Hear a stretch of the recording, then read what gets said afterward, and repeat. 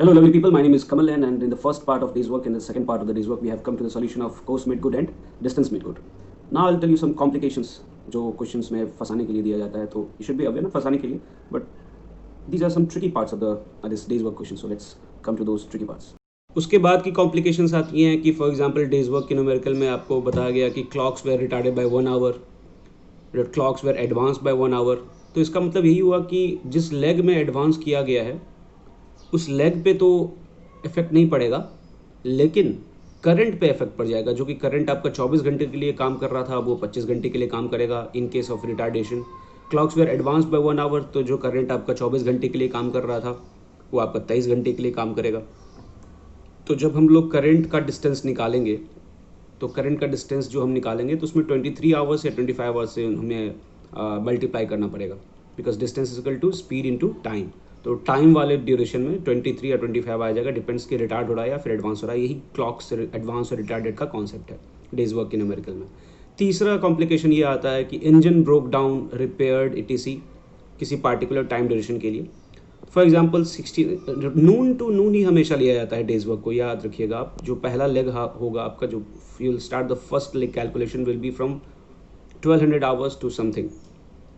तो 12 बजे दोपहर से लेके चालू होता है नून टू नून. 12 बजे दोपहर को शुरू होता है और 12 बजे दोपहर को ख़त्म हो जाता है days work. For example 1600 to 2000 hours में इंजन रिपेयर किया जा रहा था या फिर इंजन ब्रेक डाउन हो गया 1 घंटे के लिए. तो उस ड्यूरेशन में जो आप कैलकुलेट कीजिएगा डिस्टेंस उस लेग का, उसमें आप 4 घंटा नहीं बल्कि 3 घंटे से मल्टीप्लाई कीजिएगा. यही है आपका इंजन रिपेयर का. फोर्थ कॉम्प्लिकेशन जो आपसे पूछा जाता है कि find the set and the drift. अब सेट मतलब हो गया किस डायरेक्शन से आपका जो करंट है वो किधर जा रहा था. दूसरा ये है ड्रिफ्ट का मतलब कि उसकी वजह से ड्रिफ्ट कितना हुआ जहाज, डिस्टेंस कितना कवर किया. तो उसका फंडा ये है कि आपके पास जो डिपार्चर लैटिट्यूड है आप उसको नोट डाउन कीजिएगा. अराइवल लैटिट्यूड जो आपने डेज वर्क में न्यूमेरिकल में क्वेश्चन में फाइंड आउट करके पता किया है कि कौन सा किस लैटिट्यूड पे हम लोग अराइव किए नून में, वो लैटिट्यूड आप लिखोगे and then they will calculate the D lat. ठीक है, डी लैट आपका आ गया. डी लैट के बाद आप कॉस एम लैट निकालिएगा. कौन से M lat between which two latitudes, departure latitude and arrival latitude, same plus opposite minus by 2, that will give you the cos M lat. अब D long आपका क्या होगा, डी लॉन्ग आपका क्या होगा, जो आप अराइवल लॉन्गिट्यूड पे जो आप पहुँचे और डिपार्चर लॉन्गिट्यूड जो आपका था उसके बेसिस पे आप डी लॉन्ग कैलकुलेट करिएगा. उसके बाद you will calculate the departure. When you will calculate this departure, again you will make this triangle.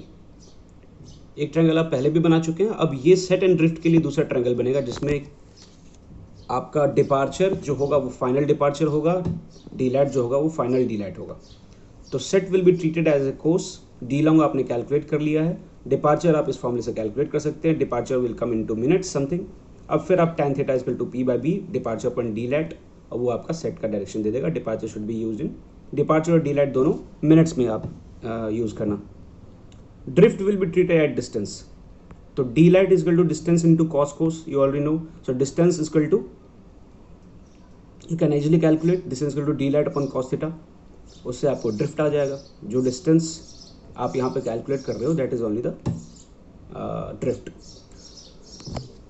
At last you should also try to solve examples from this practical navigation small book Vijay publication. इसमें 6-7 examples हैं.